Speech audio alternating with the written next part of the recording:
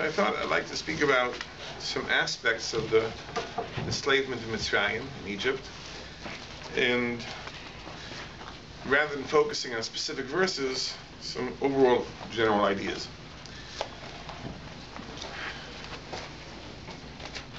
From time to time you hear a discussion, contemporary interest, as to what should the attitudes of Jews be toward Germany and the German people. In other words, are they basically good guys, nice people, and the Nazi period was an aberration, a historical aberration, a temporary insanity, if you will, but the underlying nature of the people is good and kind and benevolent and civilized culture, and therefore we should not hold the Nazi atrocities against the current population? Or is there something which is fundamental to the German psyche, the German soul, if you will, that makes the atrocity of the Holocaust not a historical aberration, but something which is expected, something which would naturally sprout from the soil of the German soul? That's an interesting question, and we're not going to discuss that. The related question is, how do we look at the Egyptians? The Egyptians who enslaved us. Do we say that the Egyptians are basically nice guys, and somehow this period of the Jewish enslavement was a historical aberration? Or do we say, no, this is consistent with the essence of what the Egyptians were? There's a very interesting verse in the Torah. There's a verse in PARSHA Ki Seitze, which talks about the accepting of converts from Egypt. And it says, Lo sisa'ev mitzvi, you should not scorn an Egyptian convert, ki ger ha'isa ba'artzo, for you were strangers in their land. And Rashi says that they were an achsanya b'shas hadchak. When we were in trouble, they were welcoming. They opened their doors to us. When there was a famine in Eretz Yisrael, and there was nothing to eat, and the Jews came down to Mitzrayim, they were welcomed. So they're good people. So if an Egyptian wants to convert, don't reject him, accept him, embrace him. When you think about it, okay, initially that was the case. When the Jews first went down, as we read in Parshas V'yigash, they were welcomed. But ultimately, the Egyptians turned against us. They enslaved us. They tormented us. And we know there's a very interesting Ramban. The Ramban of Parshas Lech Lecha says that Paro even went beyond that which was foretold to Avraham Avinu. In the covenant that God made with Avram, it was foretold that we would be strangers in Egypt, that we would be enslaved, that we would be persecuted. But, says the Ramban, Paro took it to a higher level. When he decreed that the Jewish babies be drowned, that's already genocide. That isn't mere torture. That's an attempt at annihilation. So Paro went even beyond that which was decreed, that which was foretold to Avram. And these are the people that we say we shouldn't scorn them, because when we were in the tight straits, they opened their doors to us. They were the achsanya b'shas hadchak. They were our hosts in a time of need, time of difficulty. Would they have been? Hard to imagine. Would they have been so welcoming if Yosef wasn't the prime minister? Either way, I think the question is a more serious question. Now, what Chazal seem to be saying is that the fact that the Egyptians turned against us was a historical aberration. It was something that was contrary to the nature of the Egyptian people. The Egyptian people were welcoming, they were loving people, they were benevolent, they were kind to us. Somehow there was a temporary insanity that overtook them and they decided to enslave us, but really it was something which was an aberration. It wasn't consistent with the essence of what they were.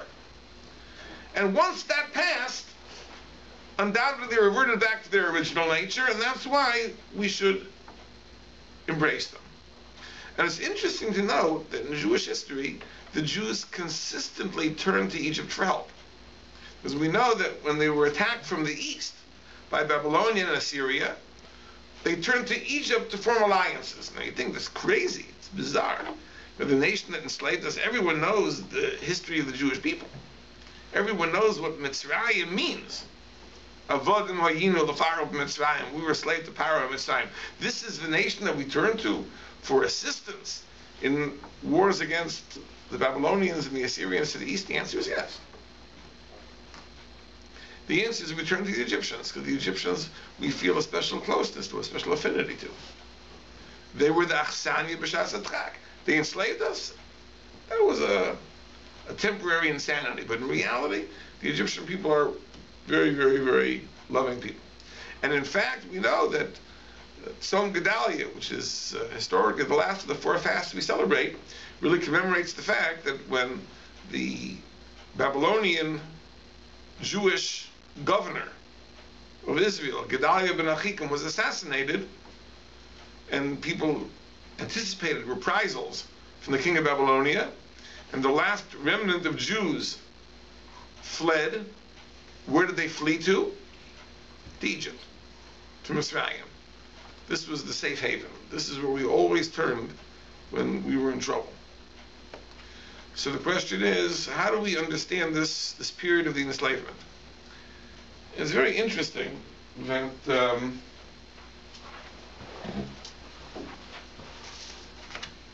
there's a psalm in the book of Tehillim which tells the story of the Yetzias Mitzrayim in poetic form. It's Kapitel Kuf Daled, chapter 105.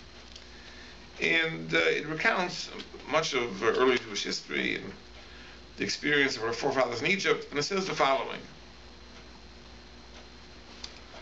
Vayavo Yisrael Mitzrayim, the Jews came to Egypt, V'Yaakov gar be'eretz Cham, and Yaakov dwelt in the land of Cham. Cham, of course, was the progenitor of Mitzrayim. Vayefer as amo ma'od, and God made his people very fruitful. Vayatzmeu mitzarav, more mighty than their oppressors.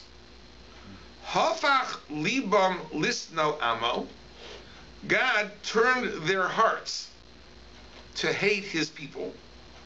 Lihisnakel ba'avodov, that they should plot, they should scheme against his servants. So it says here that God turned the hearts of the Egyptians against us.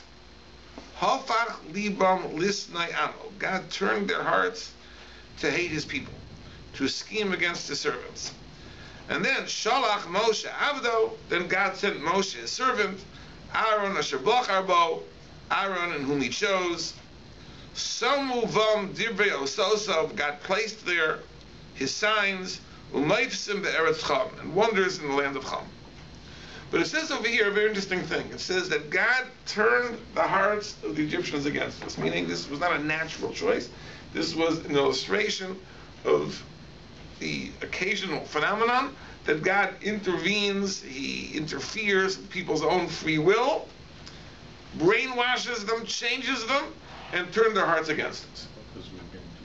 Why? There's a Medrash Rabbah in this week's PARSHA.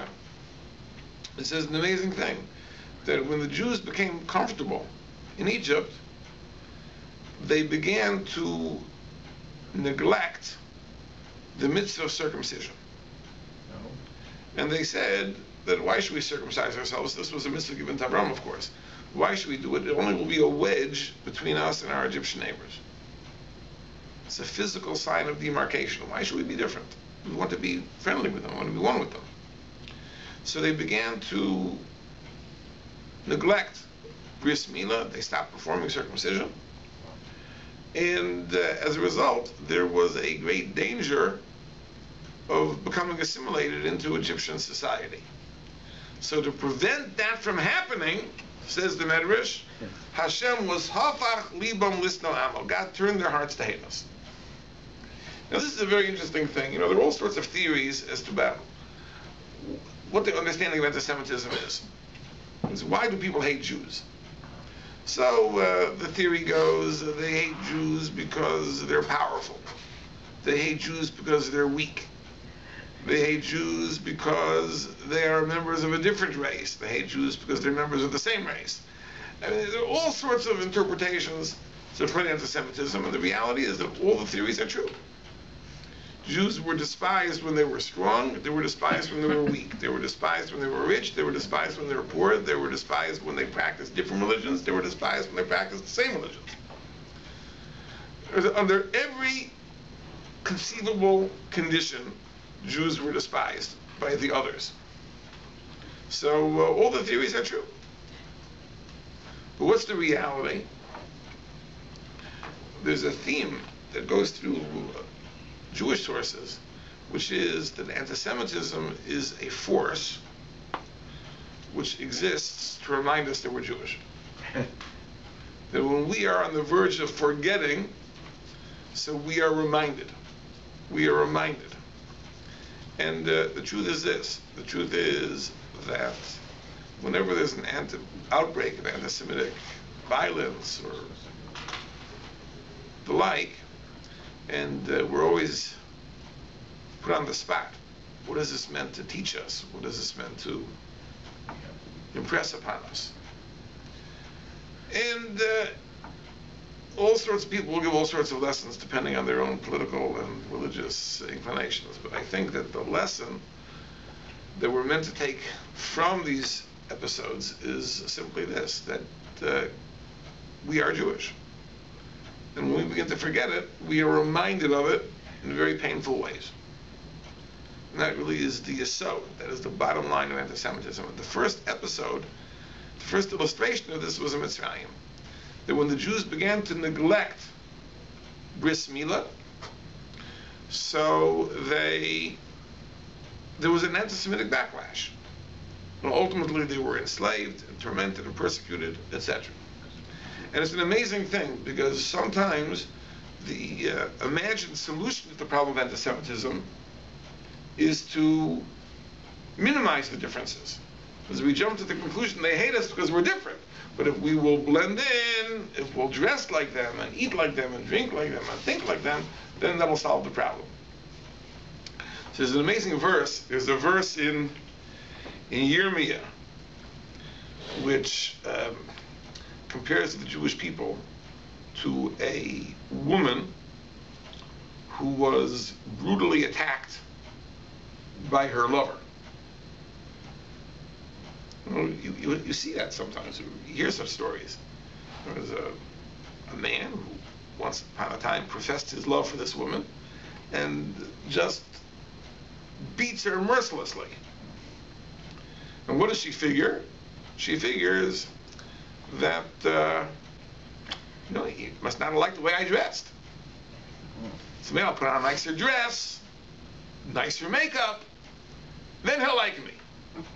That's what she thinks. So the person says, At shodud, you bespoiled woman. Says, Ma ta'asi kisul b'shishani. What do you think you're going to accomplish by putting on beautiful crimson clothing? Kisadi bapuch einayich, when you beautify your eyes with cosmetic powder.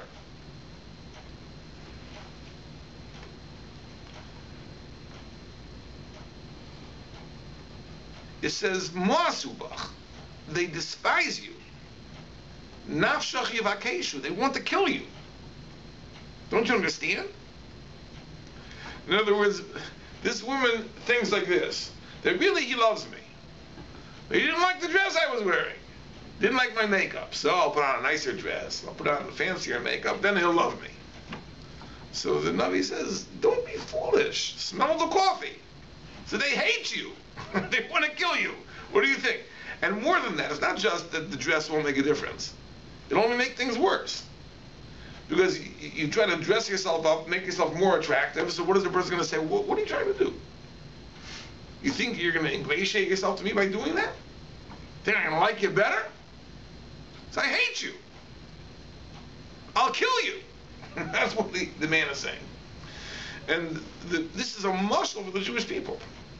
It's pathetic. The Jewish people think we're going to solve the problem of anti-Semitism by endearing ourselves, by acting like them and talking like them and engaging in the same amusements.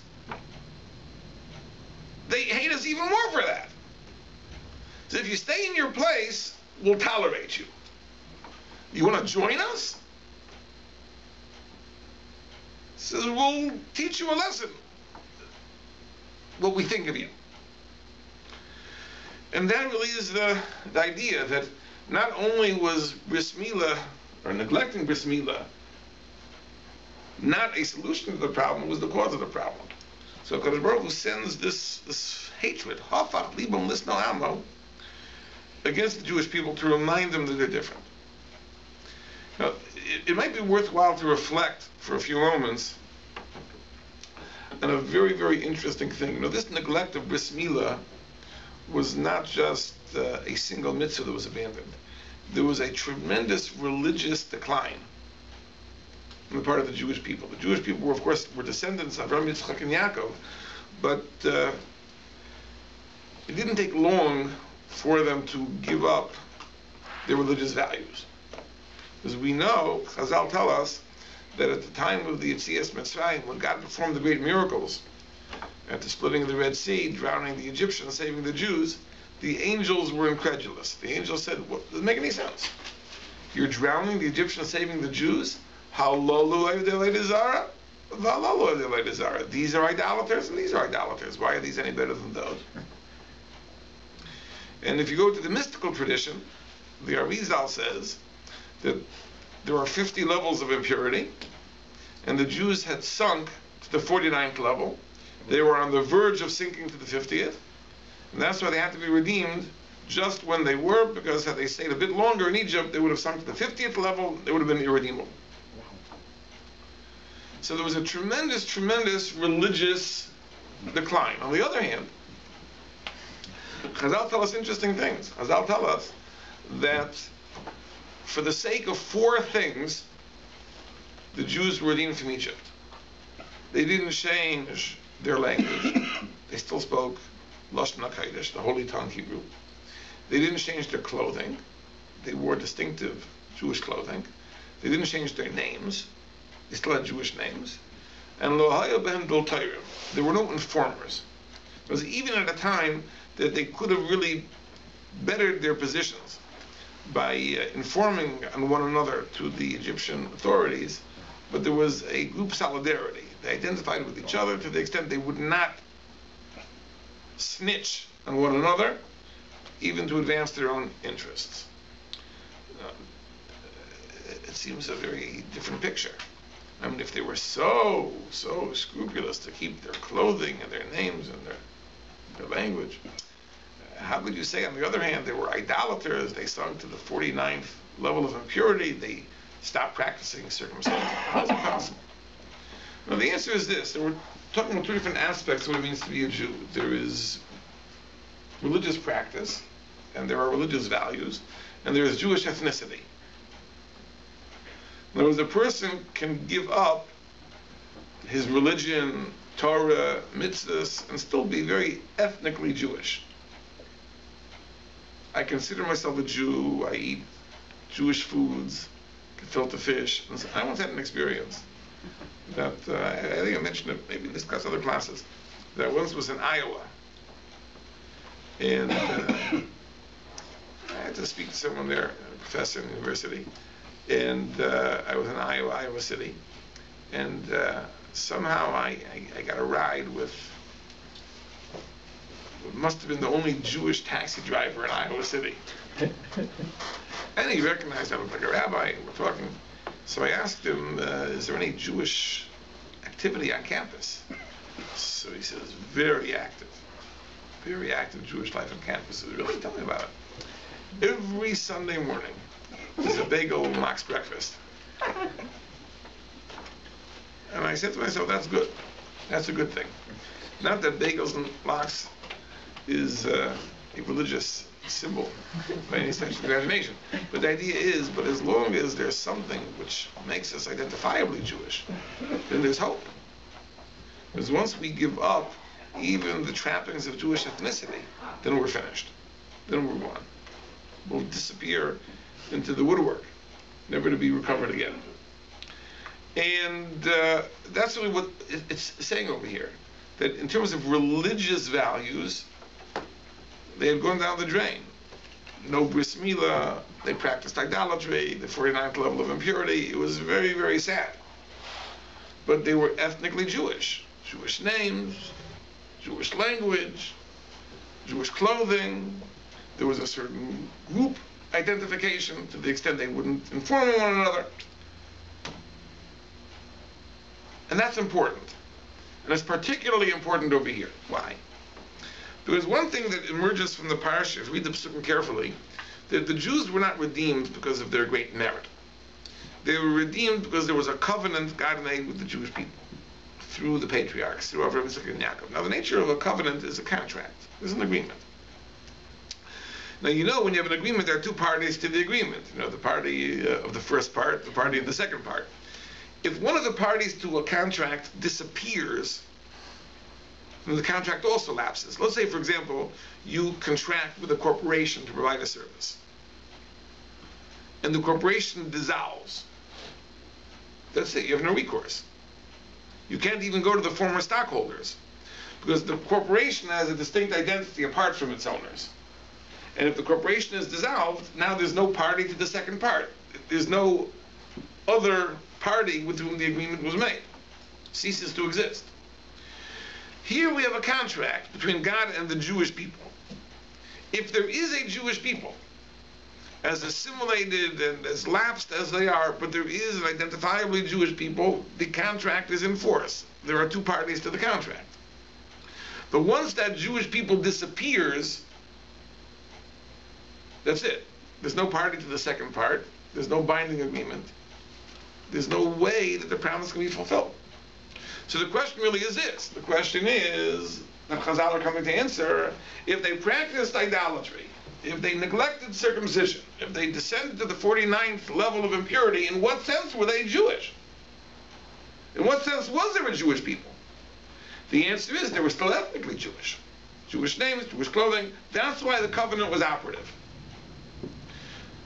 But the question is this, how long does that last? How long can people remain ethnically Jewish in the absence of true Jewish values? That's a good question. Now, it's very, very interesting that this was Alan Dershowitz's prescription. In one of his books, he said that what we really need to do to stem the tide of assimilation in America is to develop a vibrant, secular Jewish culture. And he says that the paradigm for this is Eastern Europe. Whereas after the Eastern European Enlightenment, so many Jews gave up Torah and mitzvahs, religious practice, but there was a very vibrant Jewish life, Jewish literature and poetry and culture, theater. There was a very, very vibrant Jewish life in Eastern Europe. That should be the paradigm for North America. This is the solution to the problem of assimilation and intermarriage in North America. The problem is that the analogy is historically inaccurate. You see, there was a Western European Enlightenment and the Eastern European version, the Haskalah. And this is a simplification, but putting it in a nutshell, the consequence of the Western European Enlightenment in France and Germany was an assimilated Jewry. The consequence of the Eastern European Enlightenment was a secular Jewry. What's the difference? How do you account for the difference? The difference is very simple. In Western Europe, the Jews were emancipated. They were granted political rights. They were embraced by the nations. There was one obstacle. The obstacle was that Jews practiced a very, very odd religion called Judaism, which was a barrier. It separated. It was a wedge that prevented us from becoming assimilated. So as soon as the Jews gave that up, they became assimilated. They were absorbed. In Eastern Europe, there was a very, very strong anti-Semitism. The Russians would not embrace the Jews, even if they did give up their religion. So yes, they gave up religion. There was a Haskalah. There was an enlightenment in Eastern Europe too. What was the consequence? There was a secular form of Judaism. You had Yiddish theater, and poetry and art and whatnot, culture, ethnic Judaism. But the Jews remained Jews. Why? Because they were not welcome to join the Gentiles. Dershowitz' prescription is to apply the Eastern European experience to conditions that are exactly analogous to Western Europe, and even more so. Because America is even more welcoming to the Jew. So to say that we're going to throw away religion, or allow it to be thrown away, and somehow survive by building a very vibrant secular Judaism, is really trying to apply the Eastern European experience to Western European conditions. It can't work. The reality is that the ability of Jews to hold on to a ethnic Judaism, not rooted in Jewish values, is very, very difficult, not long-lasting at all. And it's a point which is made that you don't have 4 generations of secular Jews. Because if you go to any Jew who is secular today and ask him, so tell me about your background, your lineage, usually he'll have grandparents who are religious or great-grandparents who are religious. But there are very few people that can point back to 5 generations of secularized Jews. Those people have disappeared. They're gone. Because you can't have ethnic Jews retain their Jewishness in the absence of Jewish value. And therefore, that's what the Arizal is really telling us. The Arizal is telling that the Jews, in terms of Jewish values, had sunk to the bottom, the 49th level of impurity. They were hanging on because they were ethnically Jewish. They didn't change their names, didn't change their clothing, didn't change their language. But how much longer could that have lasted? Another couple of years? Not another generation. And therefore, God had to act now. Because if not now, it would have been too late. The Jews would have disappeared. And that covenant would not have been operative. Because once the Jews would have disappeared, then the government wouldn't, there'd be no party to the second part. And, it's interesting, there was a great Hasidic Rebbe, the cousin of Sir Magid. And, of course, he lived in the 1700s, and he would pray to the Ribono Shel Olam. He says, save the Jews as Jews. Because if not, before long, you'll have to save them as Gentiles. Because they'll give up every aspect of the Jewishness. So this is something which is a reality. But a contributing force to keeping us in line, of course, is that anti-Semitism. In other words, the unwillingness of the surrounding peoples to embrace us and welcome us.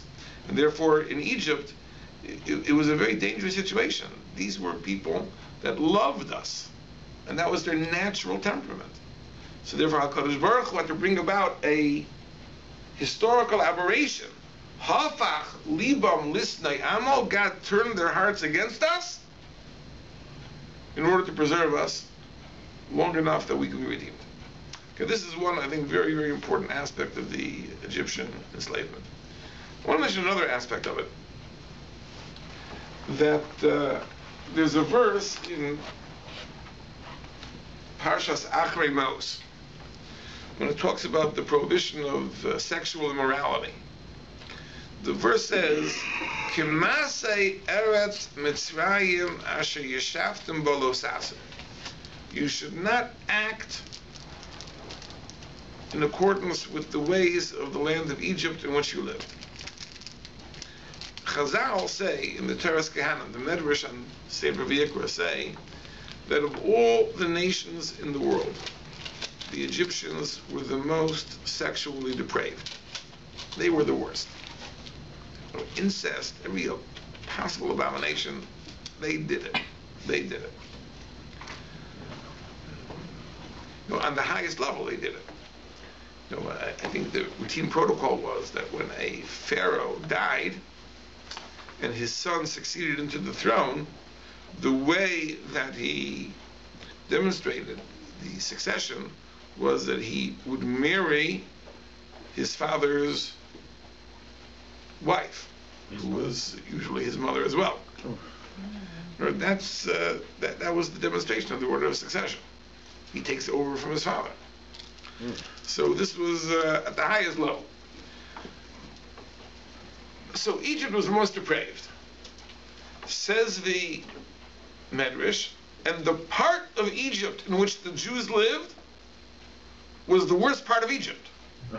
That's Eretz Mitzrayim Asher Yeshavtem Ba, meaning the part of Egypt in which you lived, that was the worst place. Everywhere else was better. You know, you talk about Canada. We're not going to talk about Canada. It's pure Snow White. Every sense of the word. But let's say America. You know, there are parts of America and parts of America. You know, there are parts of America that adhere somewhat to traditional values. There's some parts of America which are Sodom and Gomorrah. Don't mention any places. I don't want to say Lashnar, but there are places like that.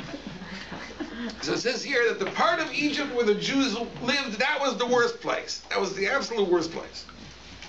And the Medrash goes on and says, and you know why it was the worst place? Because the Jews lived there. That's what the Medrash says. That's why it was the worst place, because the Jews lived there. So the question is, you blaming the Jews? So the Maharal says a very interesting interpretation. He says like this. He says, when you have two opposing parties living in proximity to each other, one of two things can happen. Either you have synthesis, thesis, antithesis, synthesis. There's a blending, a merging, or you have a polarization. Whereas each side digs in its heels and maybe becomes more emphatic, more extreme in its convictions, and they repel each other. They become opposites. The Maharal says an amazing thing. He says that for all the Jews' faults, they neglected circumcision and they practiced idolatry, and they descended to great levels of spiritual impurity. There was one area of life in which the Jews were pristine, which was the area of sexual purity. And this is a very interesting thing. It's really an interesting thing. You know, we would think that sexual morality should be the first thing to fly out the window. But this, the Maharal says, that this was the one area in which the Jews were pure, lily white pure. They had degenerated in every other area of religious practice, but not this, not this. And they were a thorn in the side of the Egyptians. And the Egyptians could not tolerate people who in this area were holier than thou.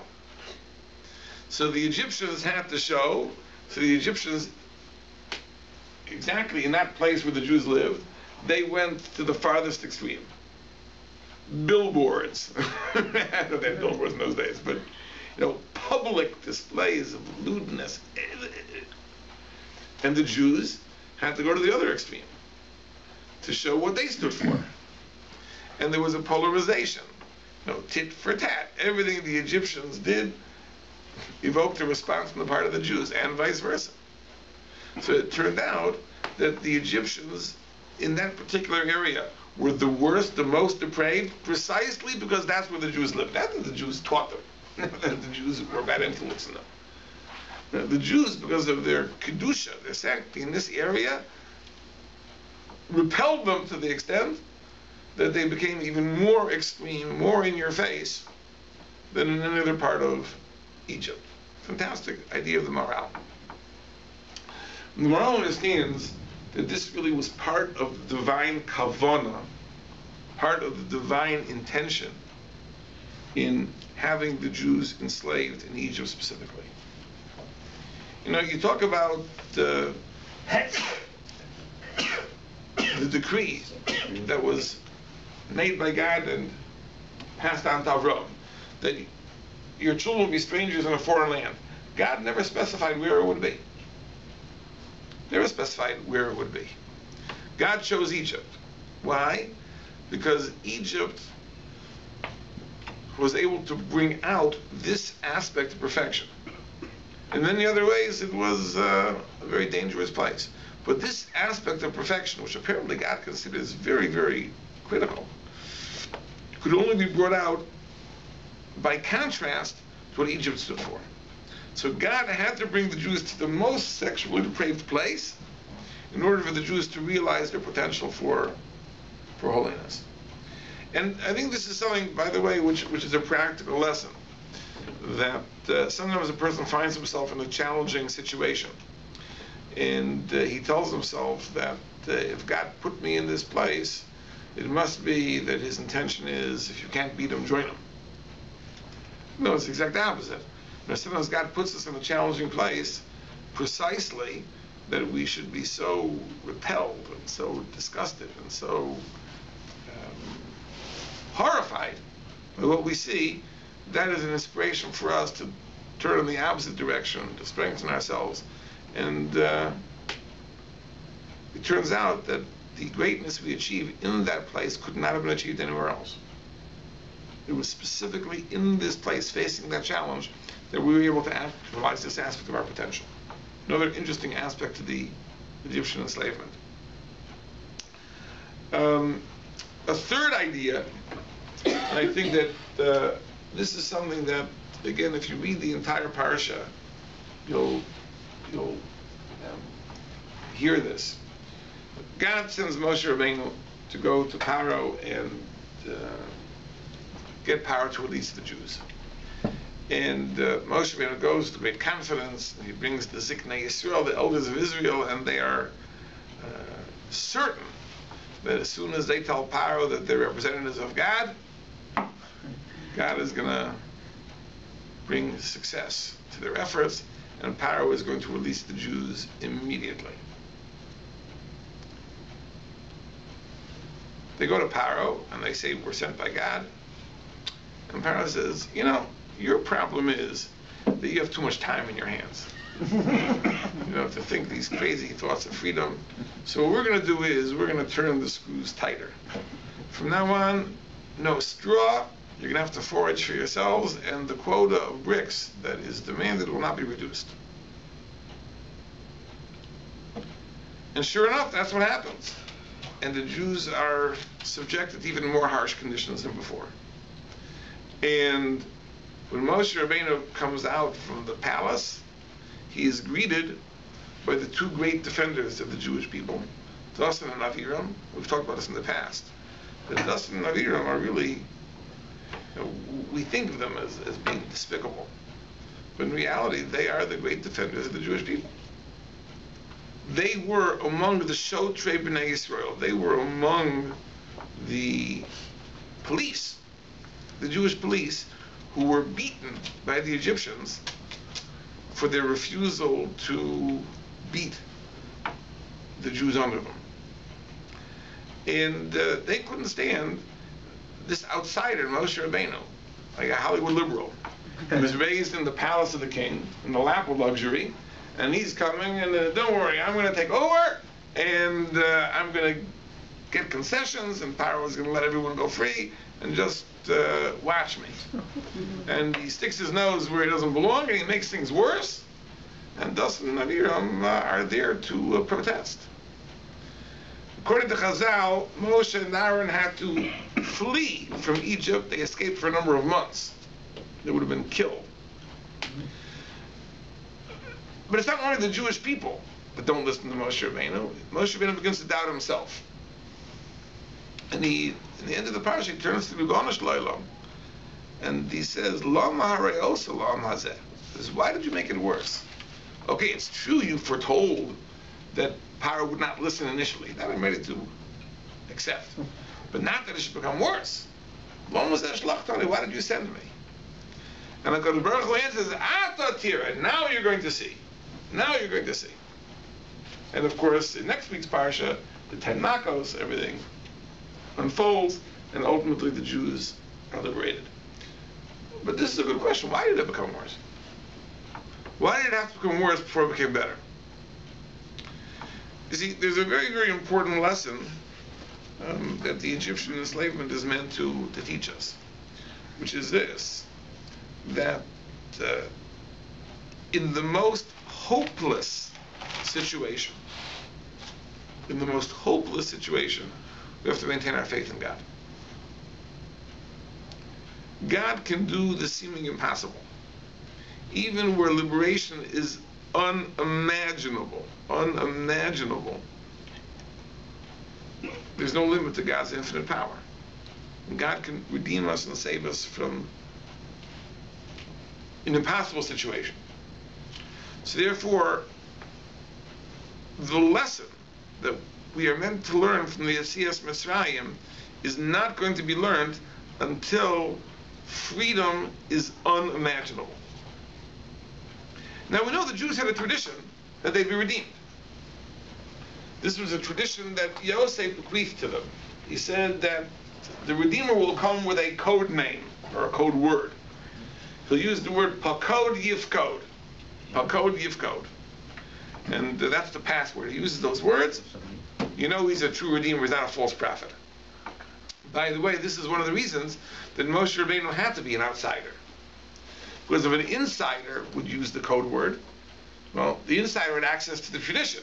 So everyone would assume he's a false Messiah. Of course he uses the code word. He knows the code word because he was raised with that as part of his bedtime stories. Wow. But since Moshe was an outsider, he was raised in the Egyptian palace, he had no access to Jewish tradition. So if he used the code word Pakod Yifkod, you know that he must be an emissary of God. Oh, wow. So this was a tradition. And therefore, as bad as it got, when Moshe Rabbeinu first came, the Jews listened to him. And it's an astounding thing, because Moshe Rabbeinu doubted the Jews. Moshe Rabbeinu, at the burning bush, tells the Ribono Shel Olam that they're not going to listen to me. And God is angry with Moshe Rabbeinu. He says, how dare you accuse the Jewish people of an unwillingness to listen. And in fact, one of the signs that Moshe performs is, remember, he puts his hand in his under his lapel, and it turns leprous, turns white. And it's an amazing thing. This is a sign that Moshe never repeats. You never see Moshe doing it later. This obviously is not one of the signs that he was meant to perform for Paro. And Rashi says this was a punishment to Moshe Rabbeinu. This was a demonstration that you slandered the Jewish people. And we know the traditional punishment for slander is tsaras, is leprosy. Mm-hmm. And this is what God wanted to show Moshe Rabbeinu. That by accusing the Jewish people of an unwillingness to listen, you're accusing them of something false. And this is the sign. The leprosy is the sign of this false accusation.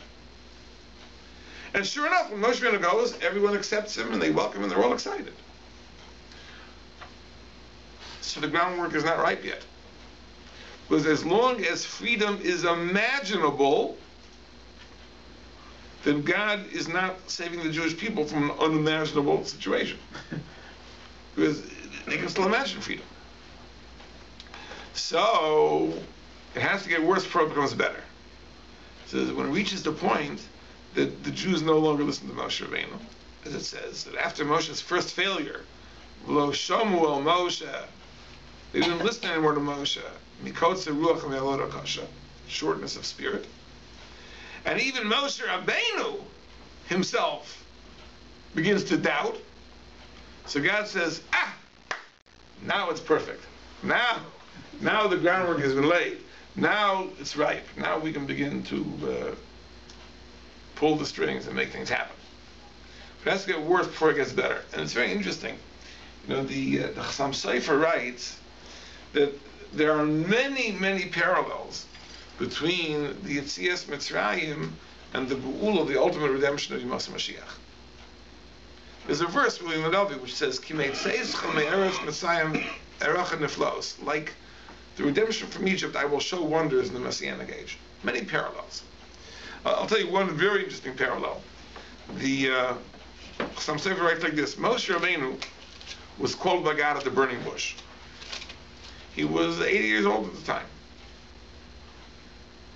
God certainly knew that Moshe Rabbeinu was the man well in advance of that. Well, certainly God knows everything from the beginning of time. But Moshe Rabbeinu, he's 80 years old, he doesn't have a clue. He's a shepherd, he's working for his father-in-law, he has no idea that he's meant to be the savior of the Jewish people. One day, God calls upon him and says, you're the one, you're going to go save the Jews. He tries to protest, God convinces him, he goes. So the Chassam Sofer says that every generation, there is an individual who could be Mashiach. There's an individual who could be Mashiach. If the generation isn't deserving, or for whatever consideration, he doesn't get the call. But there's always somebody on call. The person himself is clueless. He has no idea. He has no idea. God doesn't tell him that, go to the bullpen to warm up. The person is clueless. Says, if conditions are such that it's time for Mashiach to come, then God will give him the call. Otherwise not. But there is someone always there. In God's mind, there's someone always on deck. He's prepared. It's an amazing thing. But he says also like this. Is there only one? Could there be more than one in any generation? Maybe there's a backup. I don't know. Mr. Virginia. But there's another interesting parallel. The Gemara says that Ein ben David ba ashi yisyashu min hagula. Mashiach will not come until people despair of redemption. Which is an amazing contradiction to another statement of Chazal, which says Ein ben David ba ela b'schus ha'amunah.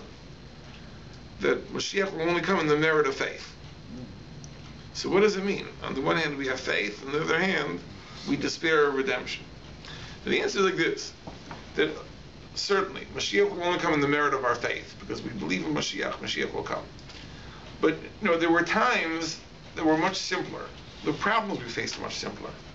And therefore, it was easy to imagine how it would work out. Yeah, Mashiach is going to come, and he's going to gather all the Jews, we'll go to Eretz Yisrael, and we're just going to do whatever we have to do, and it'll be fine. We can understand the mechanism by which it would happen. The problems that we face today are so complex. I mean, how is Mashiach going to unite all the Jewish people? Forget dealing with the enemies of the Jewish people. I mean, what type of hat will Mashiach wear? How is he going to bring the Jews of every stripe together to work together in the spirit of cooperation and joint effort? It just staggers the mind, and that's only the first problem. And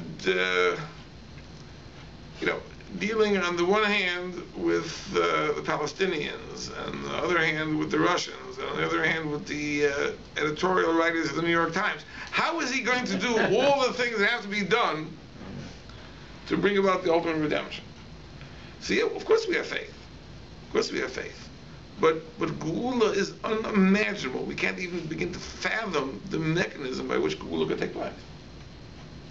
That was the situation in Mitzrayim as well. Faith they may have had, but it didn't make any sense. What could be done to save us from this impossible situation? And that's what God did. And that's the faith we have to have. And of course we know that the Pesach Seder, where we commemorate the Yetzias Mitzrayim, of course, is the event at which our faith and confidence is reinforced that there are brighter days ahead. And the Pesach Seder was observed under the bleakest, under the darkest of situations. In the concentration camps and in times of unimaginable horrors. Jews gathered, observed the Seder, and they said, Hashata Avdi, this year we are enslaved, L'shana Haba, next year we B'nei Charen will be free. Hashata Hacha, this year we are here, L'shana Haba Ba'ar Yisrael, next year we'll be in Eretz Yisrael. But these are the words that gave Jews encouragement and hope over the generations. And that's why the Yetzias Mitzrayim is so important. The Yetzias Mitzrayim is really the basis of our confidence and our emunah that HaKadosh Baruch Hu can make things better. And that's why it has to hit rock bottom first. It has to become the worst possible situation before it can become better. And that's another important aspect of the story of this week's parsha. The attempt of Moshe Rabbeinu to make it better, which meets with failure. Just end with one amazing thing, as long as with any of the topics we discussed, but just something that's struck me as being fascinating. Sometimes we get these ideas in our head of the meaning of symbols, of the meaning of verses, and we discover that their true meaning is the exact opposite. The burning bush. If I ask anybody, you have the bush is on fire, the bush isn't consumed. What does that symbolize? Jewish people. So everyone says it symbolizes the eternity of the Jewish people. Meaning the Jewish people are the bush. The fire symbolizes our tormentors. The fire can't consume the bush. And therefore, the bush symbolizes our eternity. That's why you go into shul sometimes. You go to a regular shul, and you see the curtain in front of the Aron Kodesh. So you see the usual symbols of Magen David, a Sefer Torah, 2 lions, etc. But sometimes you go to a shul which is a little more artistic. You may see an image of the burning bush with the verse of Hasneh Einenu Ukol, the bush is not consumed, and this is symbolic of the destiny of the Jewish people. It's an amazing thing that Rashi in Chumash says the exact opposite. That the bush is the symbol, the thorn bush is the symbol of our Egyptian oppressors. That's what the bush symbolizes. And the fire symbolizes the Shekhinah. And the point is that Imo Anochi B'tzara, God is with us in our torment. Then when we are suffering, God is with us. So in the thorn bush, which is Egypt, God is with us. That's also a very nice message, but not quite the same message as we assume. We assume that the bush symbolizes the Jewish people. The reality is the bush symbolizes the Egyptians. What is the significance of the fact that the bush isn't burnt? So the simple interpretation is like this. If there'd be a bush on fire and the bush would be burnt, Moshe Rabbeinu wouldn't have seen that as anything unusual. That's the way it works. A bush catches fire and the bush is consumed. So to get Moshe's attention, God made something unusual. There should be a bush on fire and the bush is not consumed. Moshe said, let me see this unusual vision, unusual sight. But the Sforno says an amazing interpretation. He says like this. He says that really, what would we have expected? We would have expected that the Jews are enslaved in Egypt. God should destroy the Egyptians, and the Jews should take over. Interesting, yeah. Right, that would be a nice way to end the story. That the Egyptians are all annihilated, and the Jews take over Mitzrayim. So God's brother says, that's not my plan. My plan is take the Jews out to Eretz Yisrael. And therefore there's no need to destroy the Egyptians. Why destroy the Egyptians? If my plan was that the Jews should take over Egypt, I would destroy the Egyptians. But since my plan is to take the Jews to Eretz Yisrael, the Egyptians can survive.